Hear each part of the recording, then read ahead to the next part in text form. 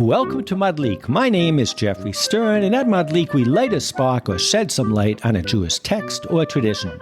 Along with Rabbi Adam Mintz, we host a Madlik Disruptive Torah on Clubhouse every Thursday and share it as the Madlik podcast on your favorite platform. Join us today as we meet a man who is hardly mentioned in the text of the Torah, but whose singular action on a single day in history has kindled the imagination of scholars, rebels, social activists, and leaders alike. So take off your shoes and prepare to dip your toe into a stream called Nachshon.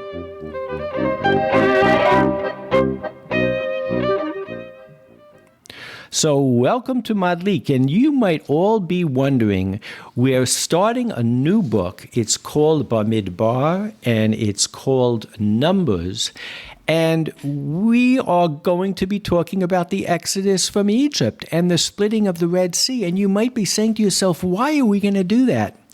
And it's because one of the most famous stories of the Exodus doesn't actually appear in the text, as I said in the introduction, and we learn about it only by things that happen in the book of Bamidbar.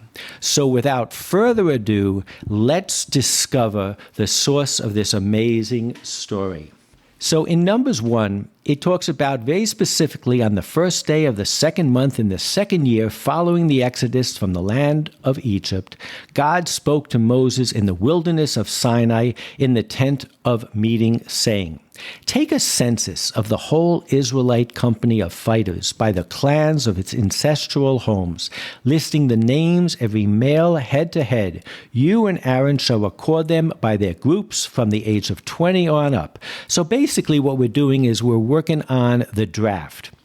And they go through this, and in verse 5 it says, "These are the names of the participants who shall assist you." The head of each tribe was going to assist in taking this census. From Reuben, Eliezer, son of Shiddur. From Shimon, Shelumiel, son of Zorishadai. From Judah, Nachshon, son of Aminadav. Our boy. This is the first actual mention of him in the Torah. And then it continues, and he's not at the top of the list.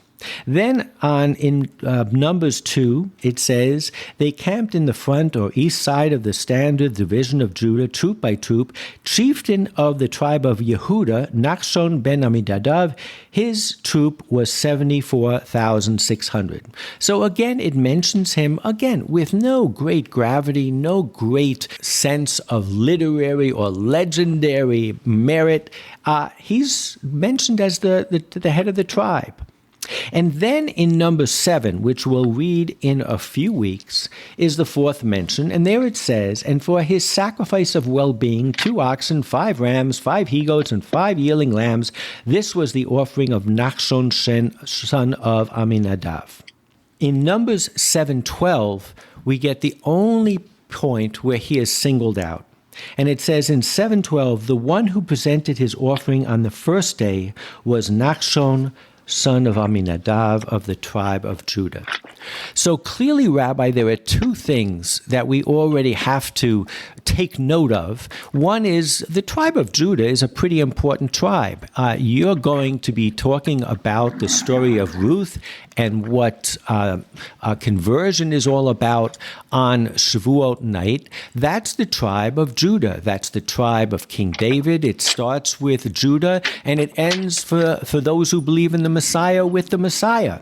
The other thing that we notice is that while in a few places he's not mentioned at the top of the list, in 7:12 of Numbers, it says, "On the first day, Nachshon gave the sacrifice."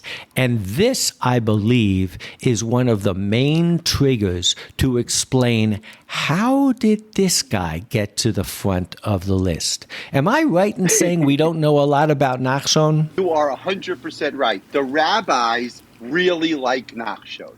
Maybe that's something we're going to talk about. Why do the rabbis like Nachshon so much? They make him into a hero. There's nothing in the text that makes him into a hero, but they make him into a hero. So for those of you who don't know why he became a hero, the story about Nachshon, I think, is right up there with the story of Abraham smashing the idols, where so many people have heard the story, they probably believe it is part of the text of the Torah, but it's not.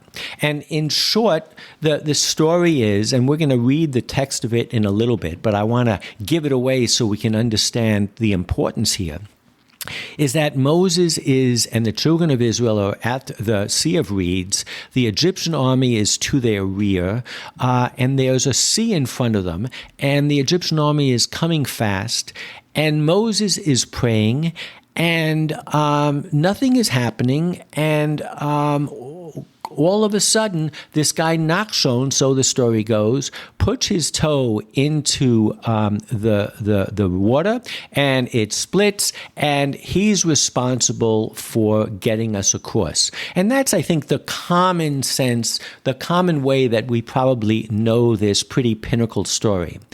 And you've got to ask your question, unlike Abraham, that the story of the idols is one of many stories, and we know him intimately, this guy Nachshon we know nothing about, except that he was the head of this pack.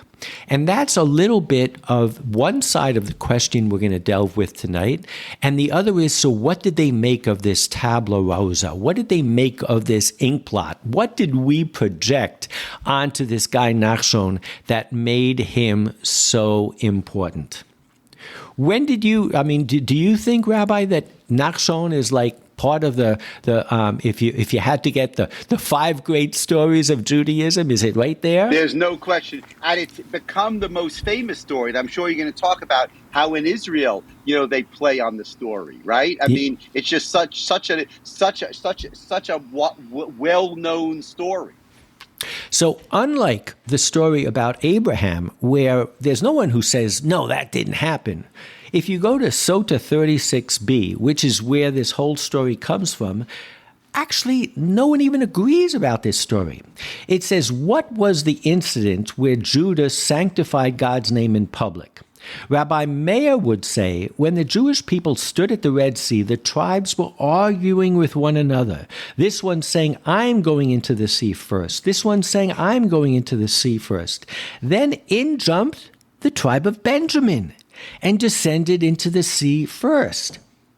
And the princes of the tribe of Judah were stoning them for plunging in first and not in the proper order. Therefore, Benjamin the righteous was privileged to serve as the host to the divine presence. It seems the temple is on the land of Shevet Benjamin. And then Rabbi Yehuda said to Rabbi Meir, that's not what happened. Rather, this tribe said, I'm going to go into the sea first. And that one said, I'm going to go into the sea first. Then in jumped the prince of Judah, Nachshon ben Aminadav. Notice with Benjamin, it didn't have a person's name. The whole tribe jumped in. Well, here with Judah, we got a guy, Nachshon ben Aminadav, and he descended into the sea first, accompanied by his entire tribe. And it says that Nachshon's prayer at that moment was, save me, God, for the waters are come in even unto the soul. I am sunk in deep mire where there is no standing. Let not the water flood overwhelm me, neither let the deep swallow me up. And that's a quote from Psalms. And then I think we get to one of the biggest punchlines. At that time, Moses was prolonging his prayer. He was ma'arich betfilah. And the Holy One, blessed be he, said to him, my beloved ones are drowning in the sea, and you prolong your prayer to me? The conversation goes on. But from even the source text, we learn 2 things. One is that there's no consensus that this is actually what happened. And 2, this Nachshon is someone who clearly has a presence and has been picked out as a personality, as opposed to the other story, which is just about a tribe. And he is counter-distinct from Moses. What he did was the opposite of what Moses did. Moses was ma'arich betfilah. He was praying long and hard. And Nachshon made a short prayer, and did the deed. Do you think, and I read the story afresh this week, and I was struck by those kind of facts when you look at the text. The first interesting thing is that Nachshon is the individual, while the tribe of Binyamin is the tribe. Why do they move from tribe back to individual? I think it's part of the story became one of leadership for sure, and I said that in the intro. That it's something like you can't have a tribe being a leader. You need to have an individual being a leader. That to me is super interesting. The tribe wasn't courageous enough to do it on its own, but you came to the individual, and Nachshon is the first one. So that's one thing, but of course, by having an individual, it focuses on both that individual, but it permits this kind and his of tribe. Of course, what you said was right, and that is that it's his tribe, and his tribe is Yehuda, and Yehuda is the famous tribe, and that's where King David comes from, and that's where the story of Ruth comes from, and that's the important tribe. So that's not by accident that the hero is from the most important tribe. But you also get this dialectic now, this conflict between individuals, because Moses is Moses, and Moses is Marich B'Tfilah. I mean, typically Marich B'Tfilah, who's someone who spends his time carefully at prayer, that would be something that would be to their credit, would it not? But here it is clearly, in a sense, derogatory. It's not the right time. Why is that? Why does it say that Moshe is Marich B'Tfilah? And why is it no good? Like, why? You see, I have a different question there is, why is that an important part of the story? It's that Moshe doesn't take the leadership. Moshe thinks just pray and everything will be okay. And Nachshon is the counter to that you need to actually take leadership and jump in. Right? Isn't that the point of the story? I think that's why this story has kind of touched so many people. We're going to see how it touched secular Jews and Zionists and historians. But the fact that here, unlike Korach and unlike other people who have taken a different route than Moses, here the guy is put at the front of the list.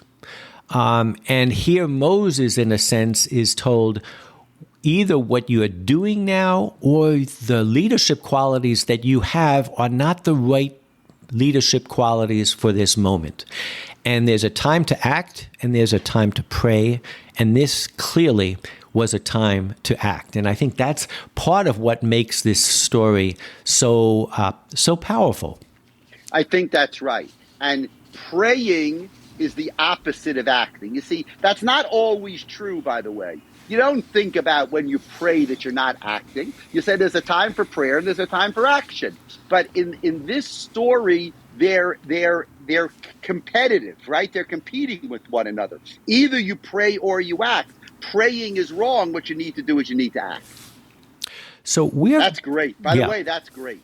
So we're going to touch upon different aspects of how this hardly mentioned character is so flushed out by the text. But one thing that we can't disregard is his name. Nachshon itself is very similar to Nachash, which is snake. And for those of you who remember the story of the Garden of Eden, of the so-called fall, snakes are not typically associated with the good guy. Even in the tribe of Yehuda, who Nachshon is a direct descendant of, we have the story of Yehuda and Tamar, the harlot at the side of the road that we've touched upon.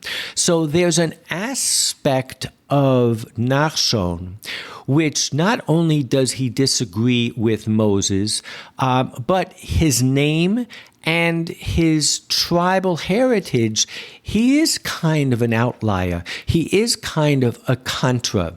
And again, he's only featured in this story, so you have to focus a little bit on, well, maybe there's a time and a place for such a being. But what do you think of his name? For a minute. The Nachash is kind of cunning and shrewd and dishonest, right? Nachshon actually doesn't have that. You don't, right? He's not dishonest in any way. He's not shrewd. He actually has a different kind of personality. He's kind of courageous. He's aggressive. He does. I wonder about the connection of the name. So you don't find very few connections to Nachash that I've seen. There is clearly the connection to the storied history of Yehuda, the patriarch, the person, and Tamar and all of that stuff.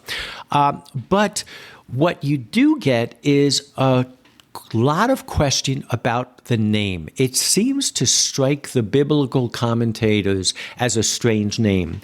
So if you look at Bamidbar Rabbah, and remember, we're talking about a guy who features in the Exodus, but all of the material on him is in our parshiot here in Bamidbar.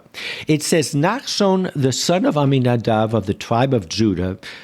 Why was he called by the name of Nachshon? Because he was the first to plunge into the Nachshal of the sea, the billow of the sea. I guess a billow is what you pump to light a fire, a furnace. Rabbi Simon ben Yochai explained, the Holy One, blessed be he, said to Moses, he who sanctified my name by the sea shall be the first to present his offering. And that was Nachshon. There is this play and this explanation that you're allowed to change one letter for another so Nachshon can become Nachshal.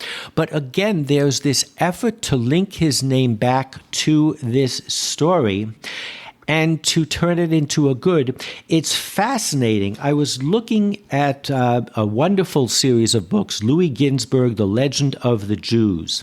They're great books. Yeah. And in a footnote, he writes the following.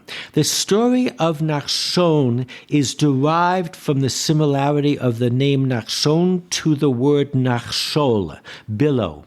Hence, this legend does not reflect the self-sacrificing character of the patriarchal house during the 2nd century, as suggested by Oppenheim in Ha-Hoker. Now, I'll admit to you folks, I only have 1 week to prepare for this. So I didn't have an opportunity to research Oppenheim and Ha-Hoker. But I can assure you that he was one of thousands of historians and academics who have tried to understand this story, this midrash, from the politics of the day. And what what Ginsburg is saying is he's arguing with that, and he's saying actually the story was derived from the name and not the name from the story.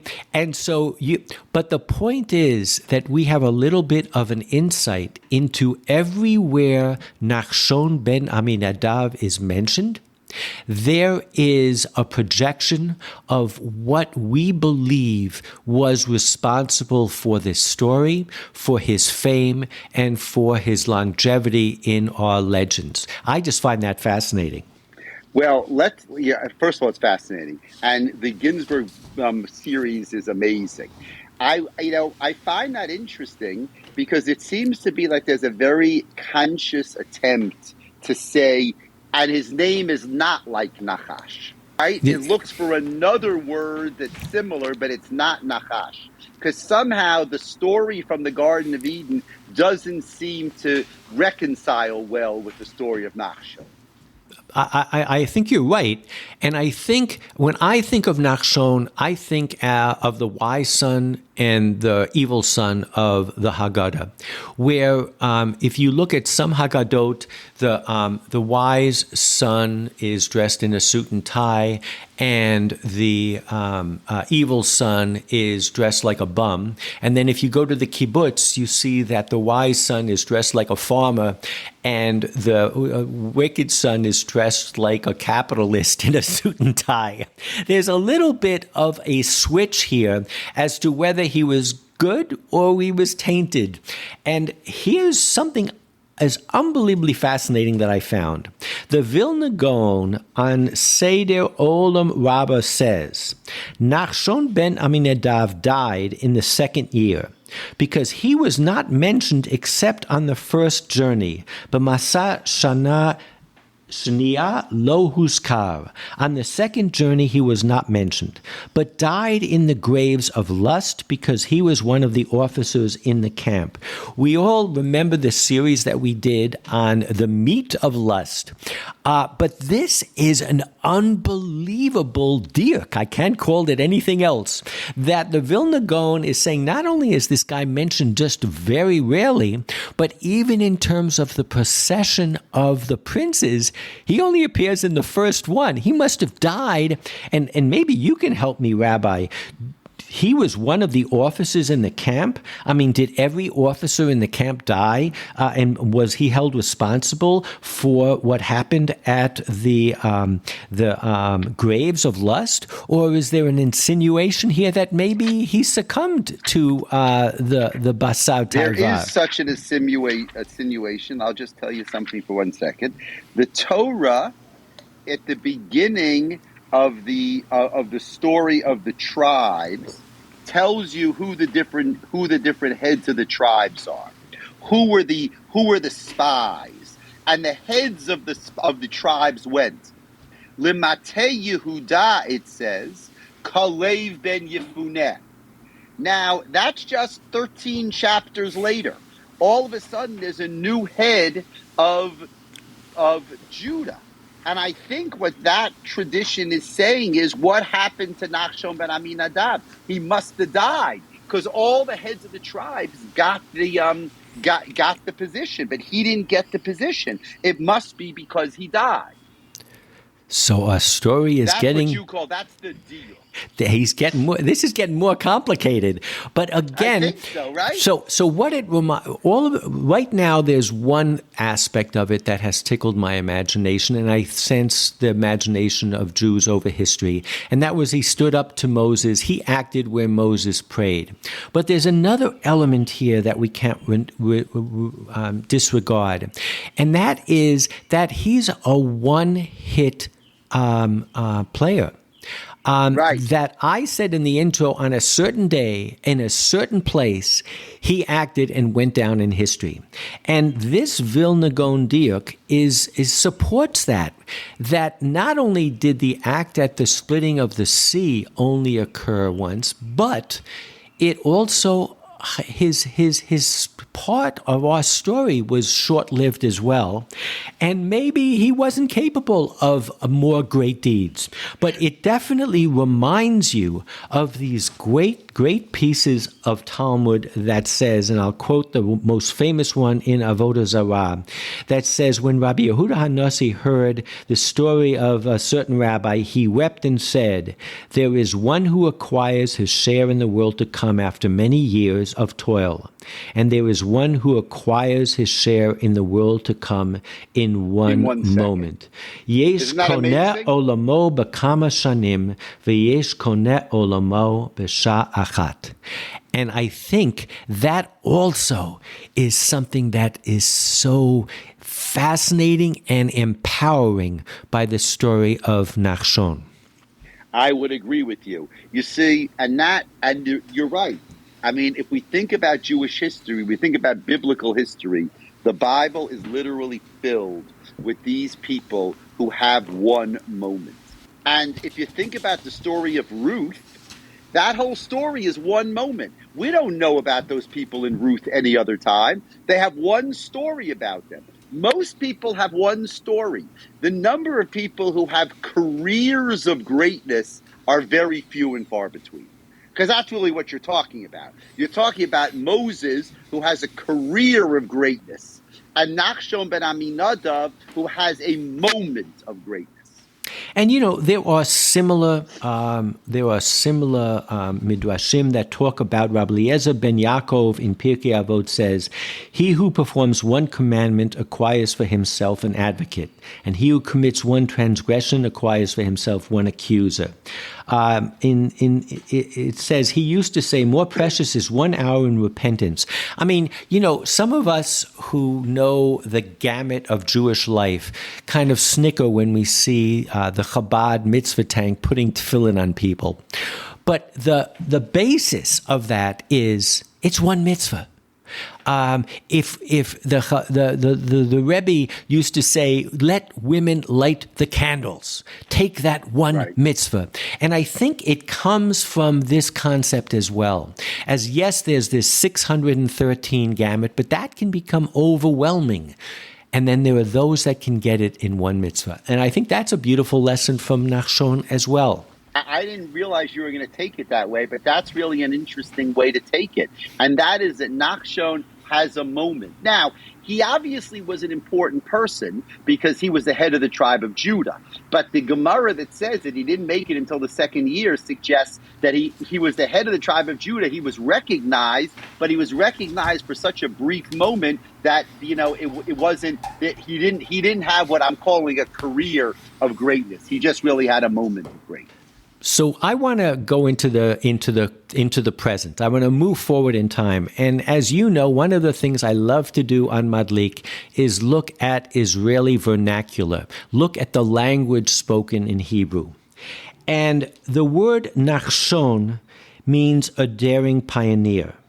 Nachshonut means pioneering. Nachshoni means someone who is adventurous. Some people become a verb. Nachshon ben Aminadav became a verb.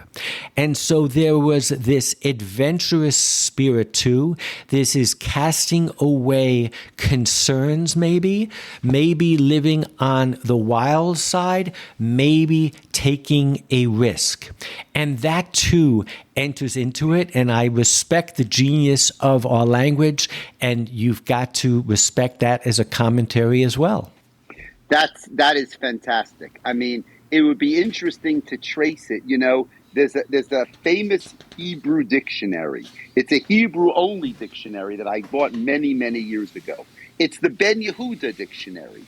You know that Eliezer Ben Yehuda is famous. We know Ben Yehuda is famous because there's an important street in Jerusalem that's called Ben Yehuda Street, and there's an important street in Tel Aviv that's called Ben Yehuda Street.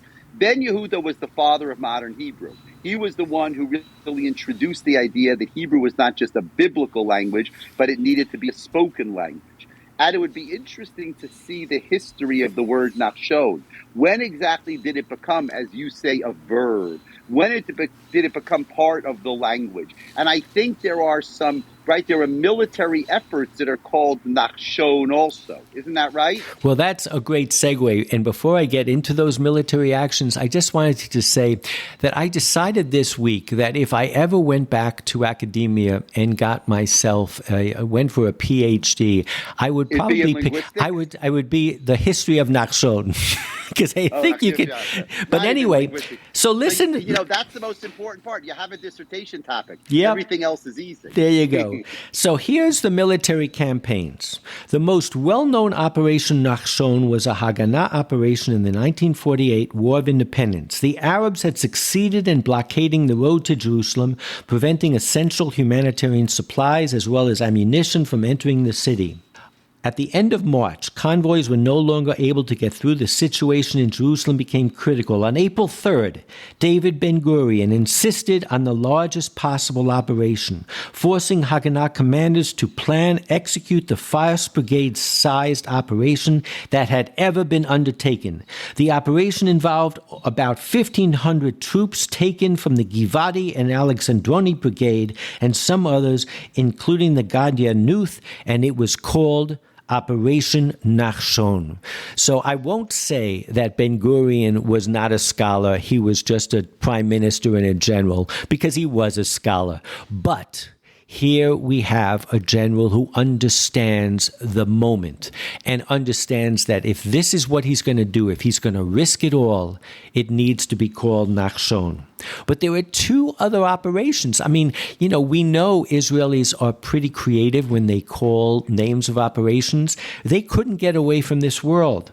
In the Six-Day War, commanded by Moshe Dayan and initialized the conquest of the Sinai Front, the opening of Abu Eba and Rafia, and the Egyptians' sector, he called it Nachshon. And there was another one, two operations in the Six-Day War.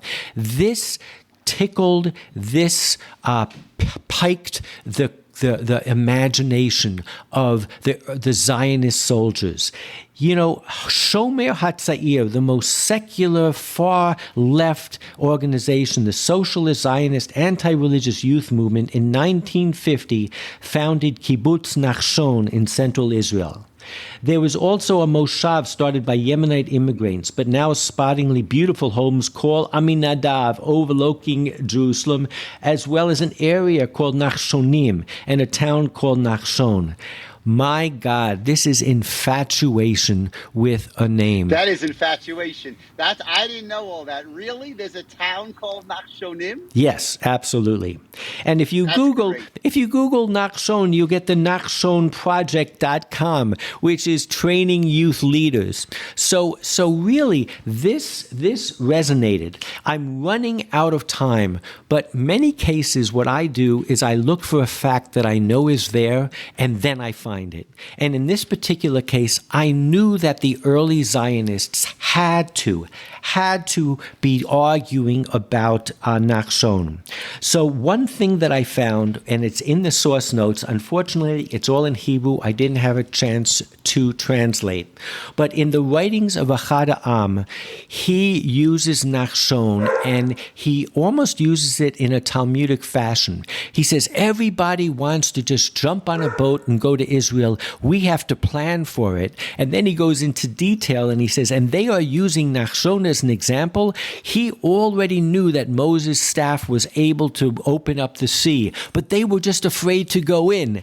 He didn't do it on blind faith. He did it was a calculated risk, but it gives you an insight into how Nachshon was used by the early Zionists to turn to 2,000 years of Jewish history and say there's a time to pray and there's a time to act. And now is a time to act. And I'll finish with the most amazing discovery that I had, and that is there was a writer who wrote a book. His name was Elchanan Leib Lewinsky, and he wrote a book in 1892 about a journey to Eretz Yisrael, and it was a journey in the future. And in it, he has a chapter on going to a moshav, a farm, and the farmer's name is Mr. Nachshon ben Aminadav. And he portrays him as the perfect mix between a lover of the land, a lover of labor, and a person versed in the Torah and the tradition. And that to me is just so amazing. You have to love it. That is this was a great one today, a great way to go in Shabbat into Shavuot. Everybody should have a Shabbat Shalom, a Chag Sameach. Geoffrey, enjoy your fantastic Chag. I can't wait for a report next Thursday. Shabbat Shalom, everybody, Chag Sameach. Shabbat Shalom and Chag Shavuot Sameach. Let's all meet at the foot of Sinai and get the Torah together. Enjoy.